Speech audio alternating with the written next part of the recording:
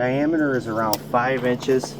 I've cut the straightest part out of it. Let's run it through and see what happens. This one slides pretty flat. I'm going to try to freehand it and slice a 1/2 inch off at a time until I get a flat surface on the one side. Then I'm going to flip it to the flat surface and then slice it up.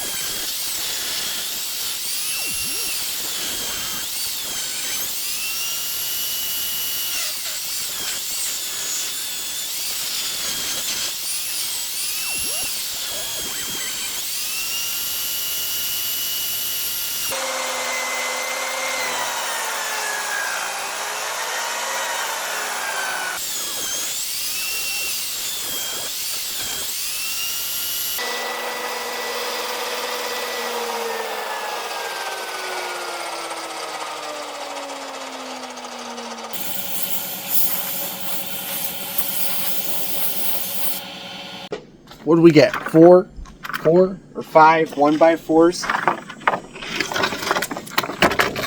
out of that little 5-inch diameter hunk of shit. Tiny tree we just pulled out of the forest. How big are they? Yeah, 92. About 92 inches. Fairly consistent too. I mean, they're in a slight wedge pattern. But like I said, it's rudimentary right now. I just put this thing together. That's incredible. Look at this. Not bad. This is siding right here. This is siding. I could square the edges if I want. I could run it over my planer. This is siding. This is siding, potentially floors, walls, ceilings. Saves me a fortune. And what did it take me? A minute to rip one, not even, and I'm slow right now, and I got a thicker curved blade. But I can make 4x4s, I can make 2x4s, I can make 6x6s if I want. That's the biggest I can make, is the 6x6s, but it's tons of free lumber. Very simple, crude, rudimentary, but effective. I've taken this $200 concrete saw from Amazon. I've swapped out the blade with a 16-inch wood ripping saw, and I've mounted it to this piece of angle iron that I flip upside down, and it becomes a table saw. It's mounted in a couple different points. This saw comes with this handle, which is pretty secure. I've got a clamp on my trigger. When I want to use it, I just plug it in. Boom, we're ripping. You can completely do this with wood. I had these pieces of angle iron sitting around. These are massive pieces of angle iron, very heavy, and I'm kind of lazy, so I just welded this brace here and then hose clamped this upper bar to here with a block of wood for adjustment. That basically adjusts the tilt on my saw blade if I have to compensate. It's a real generic way to adjust it right now, a real crude way. And then I've got it tacked here on this mounting bar. This mounting bar was for basically these flaps that came with it, you know, these rubber flaps that were supposed to drag with it. Here in a couple spots, and I have it tacked at this bar and held there. And then I have an angle bracket right here. I welded in an angle bracket. and I attached it right here where this nut, I think usually your guard attaches there. There's other parts that came with this saw. This is a regular 120 volt outlet, and I've got it wired up in the breaker box to a 30 amp breaker, 10 gauge wire, and one side of a double pole 30 amp breaker on the other side of that wall. It doesn't matter that it's a double pole, I just use one side of it for the hot on this extension cord. With it crudely assembled, I still have a gap here between these two pieces of angle iron, so I'm simply going to put something right here underneath to kind of block the dust, and hopefully it'll exit further down. And also I'm gonna keep a fan on this blowing the dust away from underneath while I'm running it to try and help things.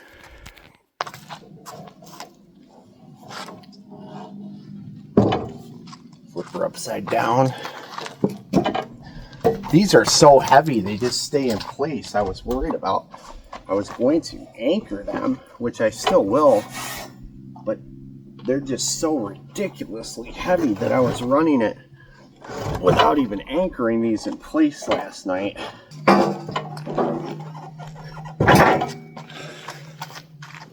This is basically what I'm using as my fence right now, is this piece of steel, and then I measure off this edge, see my board size, and clamp it at the ends.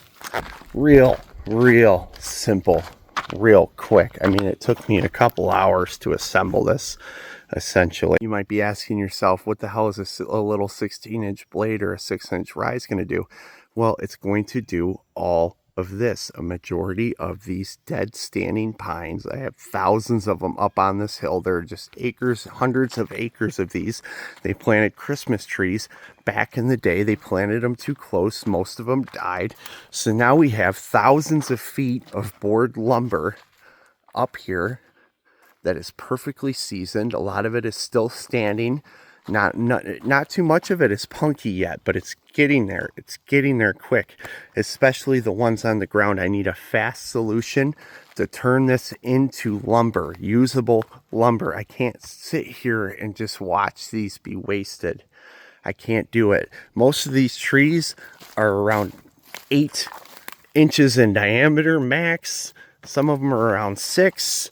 Some of them are around 10, but you're not getting much bigger than 12 inches on average. Perfect for that saw. But look at this.